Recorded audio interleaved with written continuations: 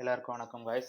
இப்போ இந்த வீடியோவில் நம்ம யூரோ யூஎஸ்டி இந்த வீக் ஃபோர்காஸ்ட் பார்க்கலாம். அது மாதிரி போன வீக் என்ன நடந்துச்சுங்கிறதையும் ஒரு கிளான்ஸ் பார்த்துடலாம். இப்போ போன வீக்கை பொறுத்த வரைக்கும் நம்ம இந்த ரீட்ரேஸ்மெண்ட் பிளேஸில் ஒரு நல்ல கன்ஃபர்மேஷன் கிடச்சி அப்படின்னா நம்ம ஒரு பை பண்ணலாம், இல்லைனா ட்ரேட் எடுக்க வேண்டாம் அப்படிங்கிறத சொல்லியிருந்தேன். ஆனால் போன வீக் எந்த கன்ஃபர்மேஷனுமே எனக்கு அந்த இடத்துல கிடைக்கலனாலும் நான் அந்த இடத்துல ட்ரேட் எடுக்கலை. நீங்கள் ட்ரேட் எடுத்தீங்களா இல்லையாங்கிறத கீழே கமெண்ட்டில் சொல்லுங்கள். நான் வந்து ட்ரேட் எடுக்கல, கொஞ்சம் கன்ஃபர்மேஷன் பார்த்தேன். போன வீக்கே உங்களை இன்ஃபார்ம் பண்ணியிருந்தேன், நல்ல கன்ஃபர்மேஷன் பார்த்து ட்ரேட் எடுங்க, இல்லைன்னா நீங்கள் ட்ரேட் எடுக்காண்டாம், வெயிட் பண்ணி நம்ம நல்ல நல்ல ட்ரேட் செட்டப் எடுத்துக்கலாம் அப்படிங்கிறதுல சொல்லியிருந்தேன். அதே மாதிரி இப்போ மார்க்கெட் வந்து கரெக்டாக நிற்கிறது வந்து இந்த கரண்ட் இம்பல்ஸோட ரீகரெக்ஷன் ஏரியா அரவுண்ட் இந்த இம்பல்ஸோட ரீகரெக்ஷன் ஏரியாவில் தான் இப்போ மார்க்கெட் நிற்கு. அப்போ நம்ம இந்த இடத்துல எந்த கேண்டில் பார்க்குறோம், நம்ம டேயோட ஐடியம் இது. இப்போ டே ஐடியம் டு ஹைனா இப்போ இந்த ரீட்ரேஸ்மெண்ட்டில் டே கேண்டில் க்ளோஸ் வைக்கணும். 4 ஹவர்ஸோ 1 ஹவரோ பார்த்து மார்க்கெட் அப்போ கீழே பிரேக் ஆயிடுச்சு, அப்போ மறுபடியும் அடுத்த ரீடெஸ்ட் போயிட்டு ரிட்டன் கீழே வரும் அப்படின்னு சொல்லிட்டு நம்ம அங்கே போய் செல்லுக்கு ட்ரை பண்ணக்கூடாது. இது வரைக்கும் போயிட்டு ரிட்டன் கீழே வரும் நம்ம ட்ரை பண்ணக்கூடாது. இது வரைக்கும் போவோம், இதுல இருந்து ரிட்டன் தூக்கி மொத்தமாக நம்ம எஸ்எலையும் சேர்த்து ஹிட் பண்ணுறதுக்கும் சான்சஸ் இருக்கு. அதனால நம்ம எந்த ஐடியம் பார்க்குறோமோ அந்த ஐடியம் வந்து அந்த ரீடெஸ்ட் ஏரியாவில் அந்த ஐடியம் கேண்டில் நமக்கு க்ளோஸ் ஆகும். இப்போ நமக்கு டே ஐடியம் பார்க்குறோம்னா இப்போ இந்த இம்பல்ஸுக்கு ரீகரெக்ஷன் பார்க்குறோம். அப்போ இந்த இடத்துல நம்ம பார்க்கும்போது டே கேண்டில் பார்க்கணும். அப்போ டே கேண்டில் அவங்க இன்னும் க்ளோஸ் வைக்கவே இல்லை. டே கேண்டில் விக்கு தான் விட்டு வச்சிருக்காங்க. டே கேண்டில் இன்னும் க்ளோஸ் வைக்கல. அரௌண்ட் இந்த ரேஞ்ச் போன வீக்கும் அந்த இடத்துல தான் மார்க்கெட் ரிவர்ஸ் ஆச்சு. அதே மாதிரி மறுபடியும் ரீடெஸ்ட் வந்திருக்கு, வந்து கீழே எக்ஸ்ட்ரீமராக வந்துட்டு மறுபடியும் இப்போ எக்ஸ்ட்ரீமராக வெயிட் பண்ணுது. அப்போ இந்த இடத்துல இருந்து மார்க்கெட் கீழே பிரேக் ஆகுமா இல்லையாங்கிறது தெரியாது. ஆனால் என்ன, இப்போ நம்ம இந்த இடத்துல இருந்து ஒரு கன்ஃபர்மேஷன் பார்த்து நம்ம பை எடுக்கலாம். இப்போ நமக்கு இதுல இருந்து மார்க்கெட் ஏற போகுது, ரிட்டர்ன் மார்க்கெட்டுங்கிறது பை ஆக போகுது அப்படின்னா. ஆனால் அதே மாதிரி போன வீக்கோ முந்தின வீக்கோ சொல்லியிருந்தேன், இதுல ஒரு 2 பிஓஐஸ் இருக்கு. இந்த 2 பிஓஐஸும் நீங்க பார்த்துக்கிடுங்க. 4 ஹவர்ஸ் பிஓஐ இது. இது போன வீக்ல முந்தின வீக் சொல்லியிருந்தேன் நினைக்கிறேன். முந்தின வீக்ல அதுக்கு முந்தின வீக் 2 வீக் முன்னாடி உள்ள வீடியோவை நீங்க யாராச்சும் பின்னாடி பாருங்க. உங்களுக்கு நான் ஏற்கனவே இதுல ஒரு டிமாண்ட் ஜோனும் இருக்குன்னு சொல்லியிருந்தேன், அரௌண்ட் இந்த ரேஞ்ச். அதுதான் போன வீக் இதுல மார்க் பண்ணியிருந்தேன். மேபி மார்க்கெட் இதுல இருந்து கூட ரிட்டர்ன் மேலே போகலாம் அப்படிங்கிற இதையும் நான் சொல்லியிருந்தேன். மேபி இதுல இருந்து ரீடெஸ்ட்ல இருந்து மேலே ஒரு ஸ்விங் கொடுத்துருக்காங்க. ஆனால் மேபி இதுல இருந்தும் மார்க்கெட் ட்ராப் ஆகி, ஏன்னா ரீடெஸ்ட் பிரேக் பண்ணா உடனே ரிட்டர்ன் மார்க்கெட் ரீடெஸ்ட் பிரேக் ஆன கீழே எக்ஸ்ட்ரீம் வருங்கிறது கட்டாயம் கிடையாது. இப்போவும் மார்க்கெட் இப்போ இந்த இம்பல்ஸுக்கு நம்ம ஒரு கரெக்ஷன் பேஸ் பார்க்கும், அரௌண்ட் இந்த ரேஞ்ச். அப்போ நம்ம இந்த ரேஞ்சுக்கு நம்ம ஒரு கரெக்ஷன் பேஸ் ஃபர்ஸ்ட் பார்க்கும். கரெக்ஷன் பேஸும் பார்க்கணும். அது போக அந்த ரேஞ்சில் அந்த 50% கீழே என்னென்ன பிஓஐஸ் இருக்கு, பாயிண்ட் ஆஃப் இன்ட்ரெஸ்ட், அதுவும் நம்ம மார்க் பண்ணி வச்சுக்கிடணும். ஏன்னா நமக்கு ரீடெஸ்ட் டே கண்டில் க்ளோஸ் ஆனால் கூட அது கீழே பிஓஐஸ்ல இருந்தால் அதுலேருந்து விக் விட்டு மேலே எடுத்துகிட்டு போயிடுவாங்க. நம்ம கீழே ரீடெஸ்ட் பிரேக் ஆயிருச்சு, அப்போ மேலே அடுத்த இம்பல்ஸுக்கு ஒரு கரெக்ஷன் பேஸ் போயிட்டு மறுபடியும் கீழே எக்ஸ்டி வரப்போகுது அப்படின்ட்டு நம்ம காத்து இருக்கக்கூடாது.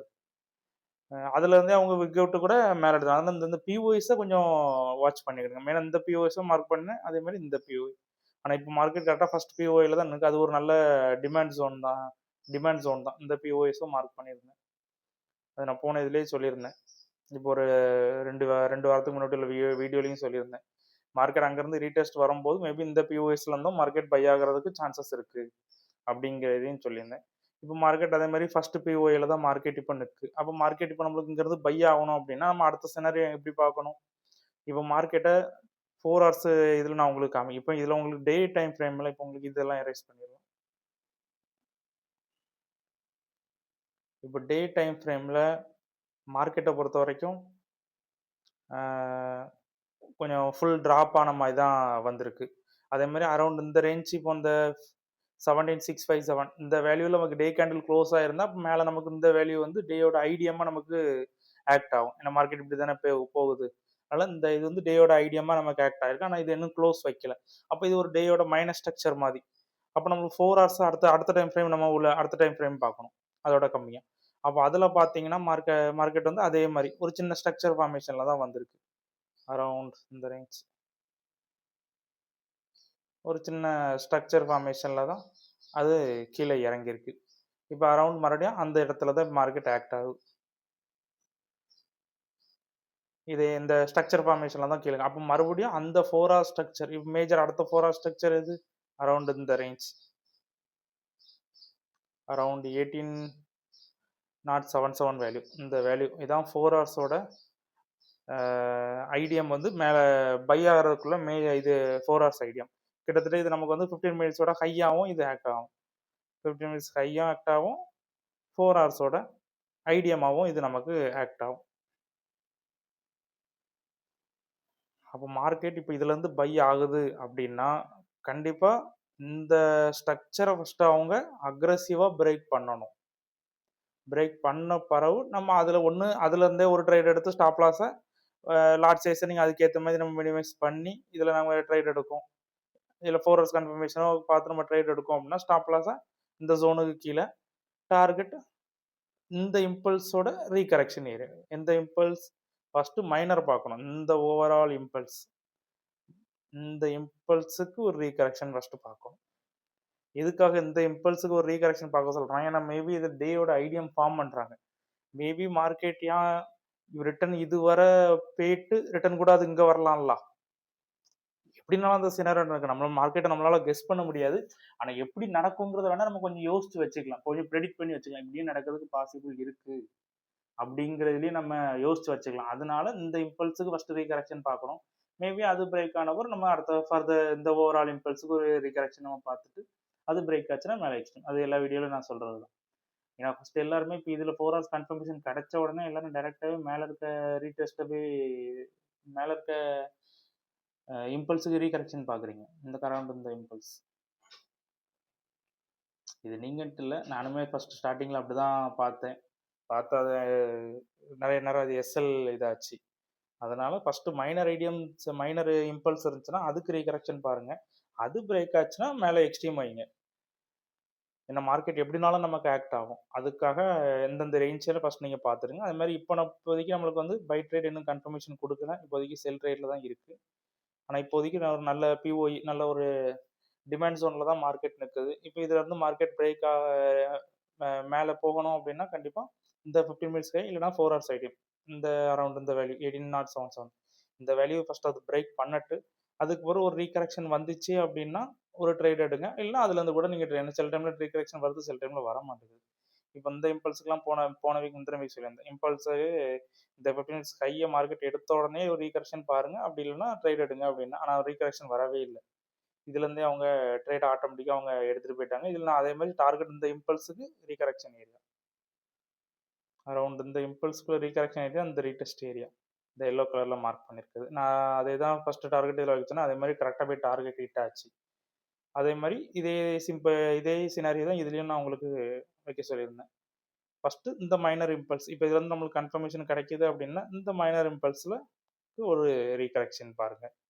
ரீடெஸ்ட் பார்த்து அந்த ரீடெஸ்ட்டில் அதில் ஒரு என்கல்ஃபிங் செல்லுக்குள்ளே இது சென்கல்ஃபிங் அப்படி வந்துச்சுன்னா ட்ரேடை நீங்கள் க்ளோஸ் பண்ணிடுங்க. இல்லை நீங்கள் அதுலேருந்து எந்த கன்ஃபர்மேஷனும் இல்லை, மார்க்கெட் பை ட்ரெண்ட் தான் இருக்குன்னா அதை அப்படியே கண்டினியூ பண்ணிடலாம், ஒன்றும் பிரச்சனை இல்லை.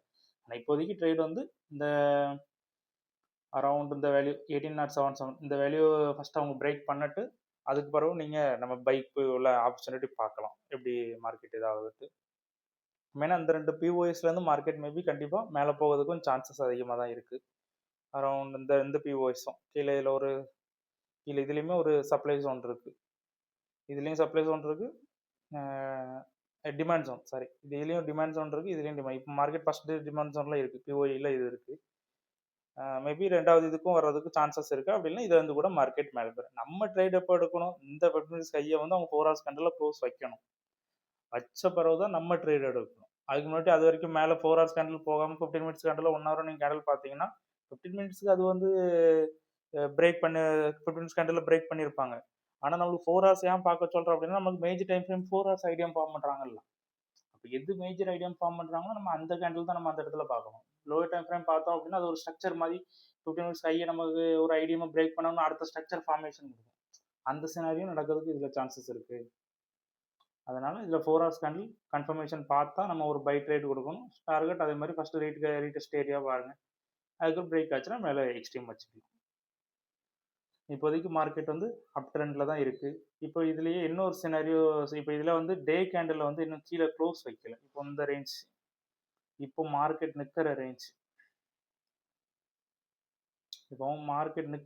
இப்போ இந்த இது வந்து ஒரு சினாரியோ நடக்கும். ஃபஸ்ட்டு சினாரியோ நான் சொன்னது பை ட்ரெண்டுக்குள்ள இதே செல் ட்ரெண்ட் சேஞ்ச் ஆகுது அப்படின்னா இந்த அரௌண்ட் இந்த ரேஞ்சில் வந்து டே கேண்டில் அவங்க க்ளோஸ் வைக்கணும்.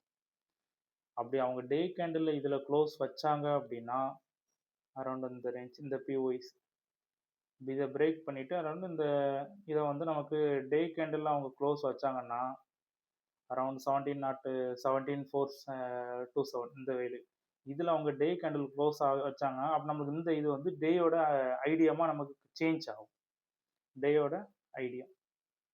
அப்போ அடுத்த மார்க்கெட் ரியாக்ஷன் எப்படி நடக்கும்னு நம்ம எதிர்பார்க்கலாம்.